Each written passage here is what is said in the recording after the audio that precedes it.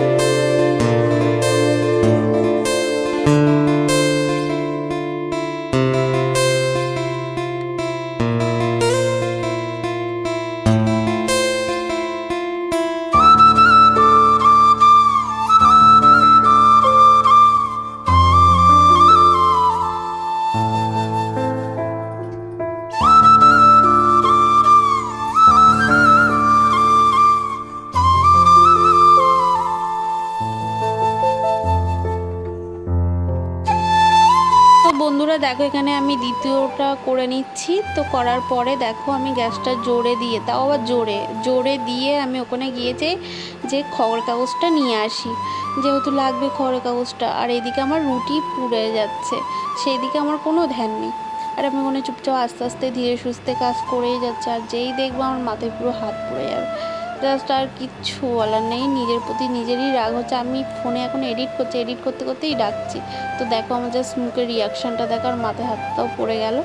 তো যাই হোক, এখানে পুরো যেহেতু আমি খাবো, বাইরের লোক তো আর খাবে না, ওইভাবে খেয়ে নেবো, অসুবিধা হবে না। তো যাই হোক চলো, তারপরে কি হচ্ছে না হচ্ছে সেটা দেখতে থাকো, বেশি না বকে।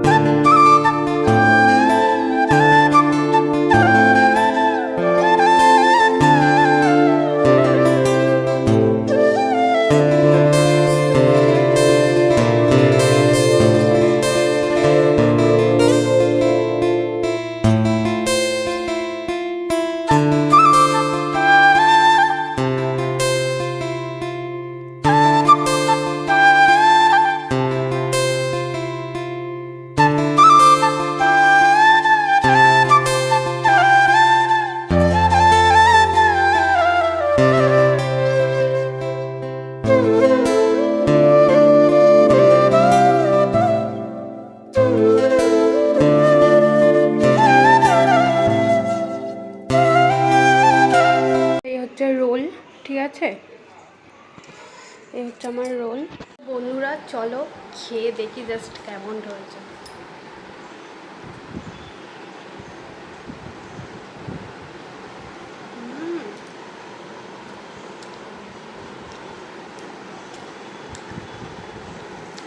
দারুণ, জাস্ট